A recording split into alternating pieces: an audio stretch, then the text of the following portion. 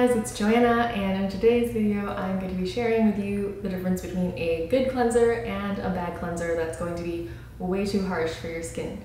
So keep watching. If you're new here, welcome. I hope you will enjoy this video and hit that subscribe button, and please do give this video a like. It really does help me out. I super appreciate it. You can also find me on Instagram and Twitter at Logic versus Luxury, so I hope to see you there. Okay, so with today's video, I wanted to talk a little bit more about cleansers, and actually I'll be doing some testing of a bunch of different cleansers that I have just amassed in my collection now, and I will show you how a good cleanser is supposed to be versus a bad cleanser. And when I say good and bad in the context of this video, I don't mean for things like its ability to remove makeup. So maybe it's a little bit silly to not be judging a cleanser on its ability to cleanse, but there are actually some other very critical things that you must be looking for when you're looking for a cleanser, chief of which I think is whether or not it's going to be stripping to your face.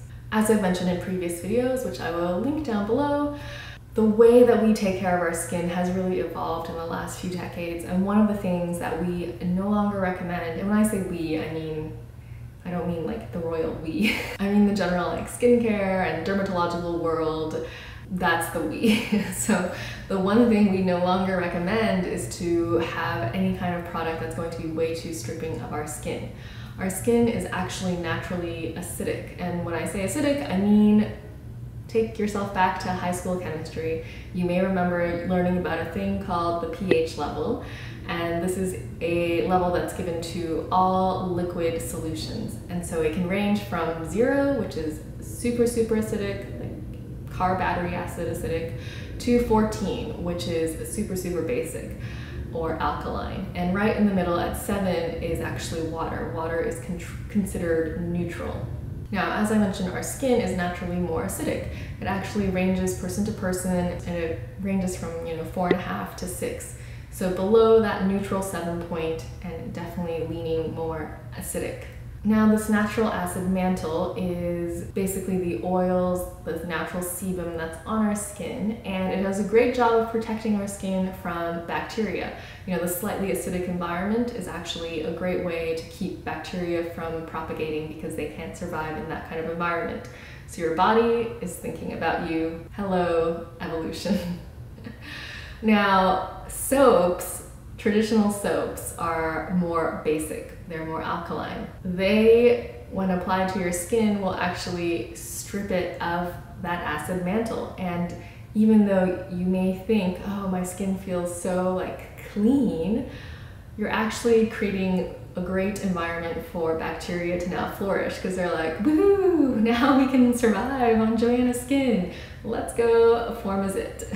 And so silly, but back in high school, I feel like, when I was dealing with acne, the first thing I would do is wash my face 5 times a day with probably a very harsh cleanser, because that was typically what was on the market back then. Such a bad idea. It's really counterproductive, and if you have acne, wash less, look for gentler cleansers. These are kind of now what we accept as given. That said, there are still harsh cleansers out on the market, and the reason why they exist is because we have conditioned ourselves to expect a certain thing when it comes to soaps and cleaning ourselves. We like the feeling of these suds, we like the foaming, we want to have that kind of stripped bare feeling because that's what we expect. That's, a surface that's totally absent of oil is what we expect when we are cleaning ourselves. And so therefore these products continue to be sold and continue to be popular because that's what people expect when they wash their faces. Thankfully though, there are now more and more cleansers that are perfectly balanced to actually cleanse, but gently cleanse, so that you are leaving that acid mantle intact. These cleansers are typically then formulated in around the 5.5 to 7 pH range. So if you are curious about your cleanser, the first thing I would do is to just do a quick Google search. Type in the name of your cleanser, XYZ cleanser, pH level, and see what pops up. If it's a popular cleanser, odds are good that someone else has actually already done the testing work, if it's not already published by the manufacturer of that cleanser. you know, if only one data source is out there, maybe that's not enough to convince you. Maybe that's when you'd want to go do your testing yourself.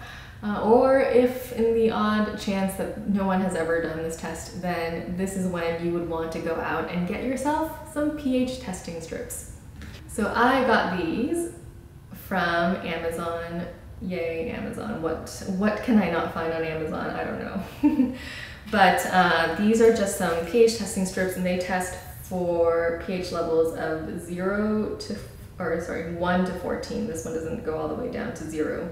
And they are naturally yellow in color. If, as I understand it from the directions on here, if you put a liquid on here and it doesn't look like it's changing any color, that actually means that that liquid has a pH of 5.5. If I were to go out and buy these again, I would actually buy them. I've had them in the past where they are actually white in color, and then they just change color once you apply a liquid to it.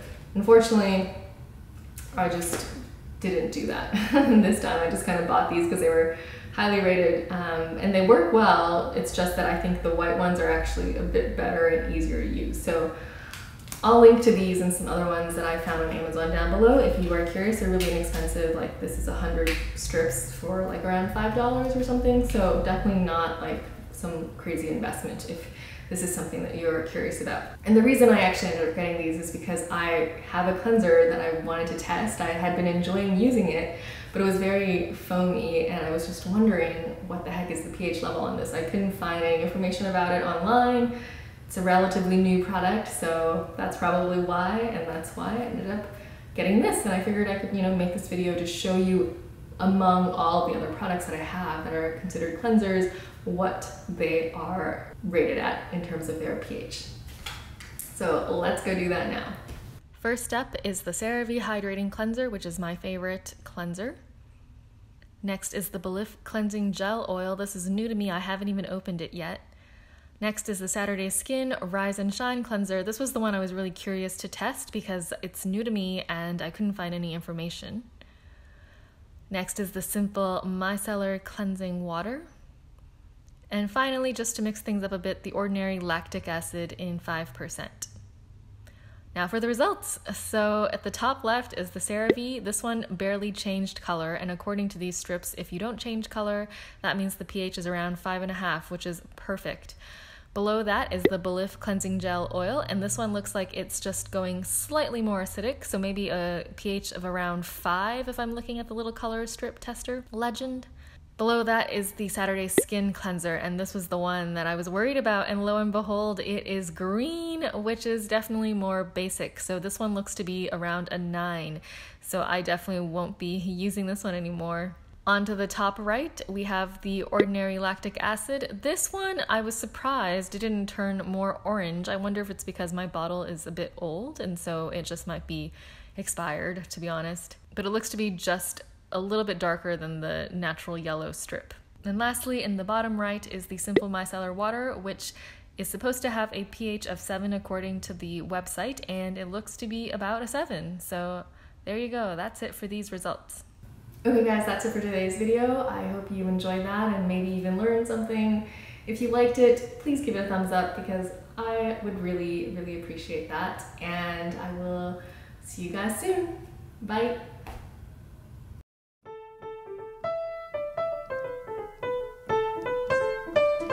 Say love me, leave me, let me be lonely. You won't believe me, but I love you only. I'd rather be lonely than happy with somebody else. You might find the night time the right time for kids.